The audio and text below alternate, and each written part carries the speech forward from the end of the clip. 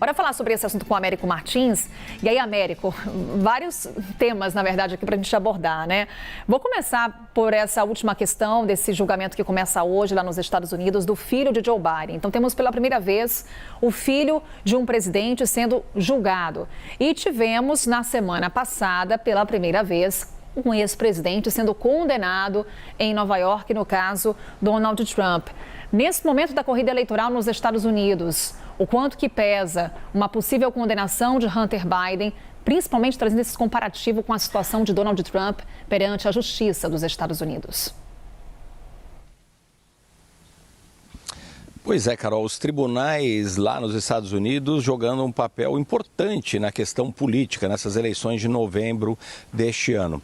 Uma condenação, eventual condenação do Hunter Biden, o filho do atual presidente Joe Biden, seria muito ruim mesmo para o presidente. Enfraqueceria, por exemplo, críticas que ele possa fazer durante a campanha com relação à condenação que você se referiu da semana passada ao ex-presidente Donald Trump, o primeiro ex-presidente a ser condenado criminalmente na história dos Estados Unidos. Retiraria aí essa possibilidade do Joe Biden poder bater no ex-presidente Donald Trump. E também existe um outro elemento ligado a esse julgamento que os republicanos sempre insistem, que o Hunter Biden usou o prestígio do pai e o poder do pai para lucrar financeiramente com contratos que ele fez de assessoria e da empresa dele com outros governos estrangeiros. Um deles, o governo da Ucrânia. Isso muito antes da guerra com a Rússia. Tudo isso vai ser, obviamente, discutido durante esse julgamento que deve durar cerca de 2 semanas. É improvável que ele pegue uma pena muito grande, embora ele possa ser condenado até 25 anos.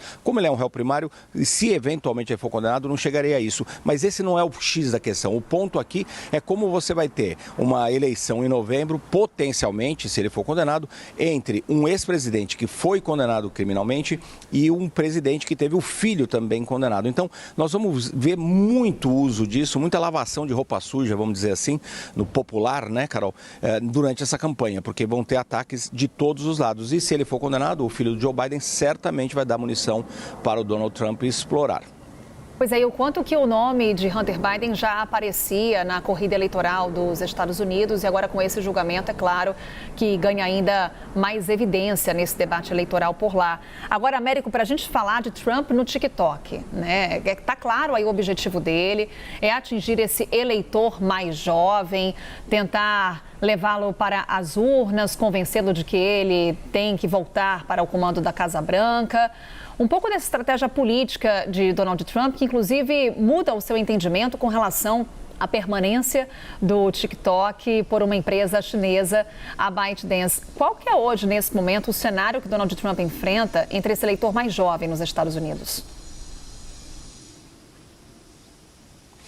Carol, antes até de entrar nisso, só dando um destaque aqui, isso chama-se oportunismo político. O Trump foi o primeiro grande político lá nos Estados Unidos a reclamar muito do TikTok por conta da suposta influência do governo chinês na empresa, a ByteDance. Acabou que anos depois, o Congresso, inclusive com apoio dos republicanos muito ligados ao Donald Trump, acabaram assinando essa lei, promulgando essa lei que foi assinada pelo Joe Biden, dizendo que a ByteDance tem que vender as suas ações e o controle da empresa tem que ficar em mãos ocidentais e não da China. Tem todo um contexto geopolítico por trás disso e o Donald Trump e o Joe Biden não mudaram de opinião. Eles estão vendo o crescimento da China e eles não querem que a China seja tão bem sucedida quanto as empresas americanas nas redes sociais, nessa área de tecnologia. Mas os chineses vêm crescendo muito. Então o Donald Trump não mudou de opinião com relação àquilo. Certamente ele vê a China como um grande adversário.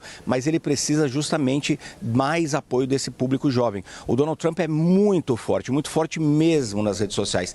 Usa muito bem as redes sociais ao seu favor e não tinha uma presença no TikTok. Resolveu ter justamente para atrair esse eleitor mais jovem, onde ele tem mais dificuldade, especialmente nos centros urbanos, nos maiores centros urbanos nos Estados Unidos. E fazendo isso, ele quer se aproximar desse eleitorado, quer dar uma arejada, vamos dizer assim, no seu próprio perfil E o que ele conseguir de voto nesse eleitorado vai ser uma vitória para ele, porque essa eleição vai ser decidida por margens muito pequenas em poucos estados, são aqueles estados pêndulos. Então, qualquer voto importa e importa muito. Por isso, ele está tentando atrair mais jovens, um setor que ele tem dificuldades. E tentar marcar esse contraponto com relação a Joe Biden, como você fala, né, Américo, a força dele nas redes sociais.